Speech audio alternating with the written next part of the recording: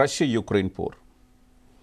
இந்த போர் அப்போது முடியும் இப்போது முடியும், 2 வாரங்களில் ரஷ்யா அடித்து பிடித்துவிடும் என்கிற ஒரு நிலைப்பாட்டில் தான் இருந்தது. என்றால் ரஷ்யா அவ்வளவு வலிமைமிக்க நாடு. ஆனால் எதிர்பாராத விதமாக 2 ஆண்டுகள் 3 ஆண்டுகளை நெருங்கிக் கொண்டிருக்கிற ஒரு போராக இது மாறியிருக்கிறது. ரஷ்ய அதிபர் கூட இதனை எதிர்பார்த்திருக்க மாட்டார். இதிலும் உச்சகட்டமாக யுக்ரைனிய படைகள் ரஷ்யாவுக்குள் சென்று ஒரு சில பகுதிகளை கைப்பற்றி இருக்கின்றன. அதனைத் தொடர்ந்து வடகொரிய படைகள் ரஷ்யாவுக்குள் இறங்கி இருப்பதான செய்திகளும் வெளியாகி இருந்தன. இது உலக பொருளாதாரத்தில் ஒரு பெரிய தாக்கத்தை உண்டு பண்ணி இருக்கிறது. ஒரு பக்கம் நீங்கள் குறிப்பிட்டிருந்தீர்கள், அதாவது யுக்ரைன் போன்ற பலம் குன்றிய ஒரு நாட்டுக்கான ஆதரவு அமெரிக்காவுக்கு இருக்கிறது. எனவே அவர்கள் அடிப்படையில் பார்த்தால் பாலஸ்தீனத்துக்கு தான் அவர்களுடைய ஆதரவு இருக்க வேண்டும். ஆனால் ட்ரம்பினை பார்த்தால் அவர் வலிமையானவர்களை ஆதரித்துக் கொண்டிருக்கிறார். அதாவது அவருக்கு யுக்ரைன் அழிவதை பற்றி ஒரு பெரிய அக்கறை இருப்பதாகவோ தெரியவில்லை. அவருடைய இந்த செயற்பாட்டிலோ கருத்தில் தெரியவில்லை. அவர் ரஷ்யா நீங்கள் வேண்டியதை செய்து கொள்ளுங்கள் என்கிற ஒரு நிலைப்பாடு இருக்கிறது. அந்த பக்கம் பார்த்தால் வலிமையானவர்கள் இஸ்ரேலை தான் அவர் ஆதரிக்கிறார். இதற்கு மத்தியில் இப்போ ட்ரம்பினுடைய வருகைக்கு பிறகு இந்த ரஷ்ய யுக்ரைன் போர் என்னவாக போகிறது என்கிற கேள்வி இருக்கிறது. பலரும் எதிர்பார்ப்பது போல ஜோ பைடன் அல்லது கமலா ஹாரிஸ் வந்திருந்தால் தான் பின்பற்றப் போவதாக சொன்ன அணுகுமுறையில் இருந்து என்னுடைய பார்வையில் ட்ரம்ப் விலகுவார் என்றால் நான் நினைக்கின்றேன். ஒரு நாளும் ட்ரம்ப் புட்டின் போன்ற ஒரு செல்வாக்குள்ள ஒரு தலைவரை நேரடியாக பகைத்துக் கொள்கின்ற ஒரு நிலைக்கு போக மாட்டார். நான் போக மாட்டேன் என்பதை அவர் சமீபத்தில் கடந்த வாரம் கூட சொல்லியிருக்கிறார் தெளிவாக.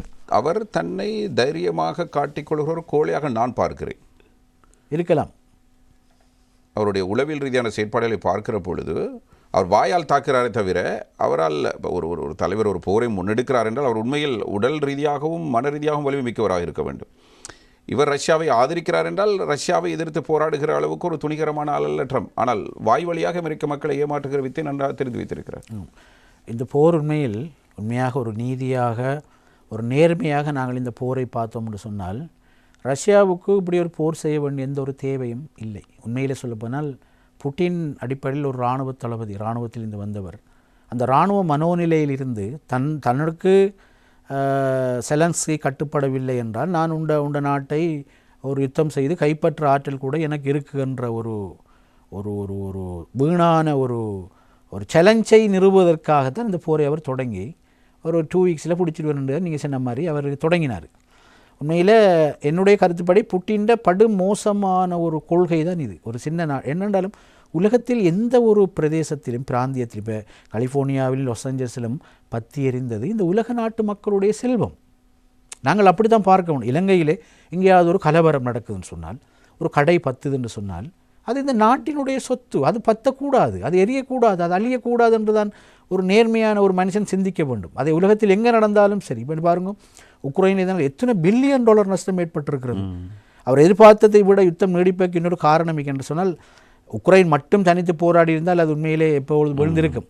உலகத்தர பல நாடுகள் அதற்கு UK, பிரிட்டன், பிரான்ஸ், அமெரிக்காவெல்லாம் ஏதோ ஒரு பின்னணி கொடுக்கிறார்கள். ஆனால் அது ஏன் கொடுக்கப்படுகிறது என்றதுக்கும் வேறு விடை உண்டு. தாங்கள் பலவீனமான ஒரு நாட்டின் பக்கம் நிற்கிறோம் என்றதல்ல, பலமான ஒரு எதிரிக்கு எதிராக நிற்கின்றோம், அவ்வளவுதான். இப்போ ஆப்கானிஸ்தானிலே 15 ஆண்டுகள் ஆப்கானிஸ்தானை ரஷ்ய படைகள் ஆக்கிரமித்த நேரம் அந்த நாட்டிலே போரை தூண்டி முஜாஹிதுங்களை கொண்டு வந்து யுத்தமெல்லாம் செய்ய வச்சது யார்? அமெரிக்கா. என்னது கொண்டு வந்தார்கள்? அங்கே புர்ஹானுத்தீன் ரப்பானியும் ஹிக்மத் யாரும் இஸ்லாமிய ஆட்சி கொண்டு வரணும், இஸ்லாமிய நாடு உருவாக்கணும்டா இல்லை, ரஷ்யாவை வீழ்த்த வேணும். அதுபோல உக்ரைனுக்கு எதிராக போராடுகின்றவர்கள் எங்களுடைய பாரம்பரிய எதிரி, அவ்வளவுதான். அதுக்கு நாங்கள் இன்டிரெக்டாக உக்ரைனுக்கு சப்போர்ட் பண்ணுகின்றோம், அவ்வளவுதான். இப்போது ஒரு உலக போர் வந்தாலும் கூட ரஷ்யா ஆபத்தில் தான் இருக்கும். ஏனென்றால் அவர்கள் போர் செய்து கலைத்து போய்விட்டார்கள். அவர்களுக்கு உண்மையில் இருந்த பலத்தை அவர்கள் உண்மையாக இப்படி ஒரு அடிக்கடி சொல்வார்கள். என்றால் இந்த மத்திய கிழக்கில் இப்படி நாம் மூழ்கிற விஷயங்களை பார்த்தால் உலக போர் வரும். உக்ரைன் நான் ஒரு நாளும் நம்ப மாட்டேன் 3ஆம் உலக போர் உண்டு உலகத்தில் இனி வராது. நான் வெரி கிளியர்லி அதை சொல்வேன். ஏனென்றால் 2ஆம் உலகப் போரிலேயே உலக நாடுகள் குறிப்பாக வல்லரசுகள் நிறைய பாடங்கள் படித்திருக்கிறார்கள். தங்களுடைய பொருளாதாரத்தை கொண்டு போய் ஒரு யுத்தத்திலே கொட்டுகின்ற முட்டாள்தனத்தை உலகத்தில் உள்ள வல்லரசுகள் ஒருவரும் செய்ய மாட்டார்கள். ஆகவே ஒரு குறிப்பிட்ட அளவுக்கு தான் ஒரு பக்கம் சாய்வார்களே ஒழிய உக்ரைனை நான் என்ன விலை கொடுத்தும் பாதுகாப்பேன் என்கின்ற ஒரு அரசியல் முடிவு அமெரிக்க பொருளாதார ராஜதந்திர அரசியல் நலனுக்கு எவ்வளவு சாதகமான முடிவு என்று சொல்லுங்கள் பாபா. அது சாதகமான முடிவு அல்ல. நாங்கள் வல்லரசாக இருக்கிறோம், நாங்கள் உலகத்தினுடைய நீதியிலே கவனம் செலுத்துகிறோம், எனவே அந்த நாடு தாக்கப்படக்கூடாது என்று ஒரு சொல்லி வாயால் 2 அறிக்கை விடுறதும் இன்டிரெக்டாக கொஞ்சம் ஆயுதங்களை கொடுக்குற வேலையோட நின்றுமே ஒழிய இது ரஷ்யாவோடு அமெரிக்கா நேரடியாக மோதுகிற நிலைமை உக்ரைனால் வரும், எனவே 2 அணிகளாக உலகம் பிரியும், எனவே உலக யுத்தம் வரும் என்று சொல்கிற கதை இருக்குதானே, அது உலகத்தில் லேசில் நடக்காது.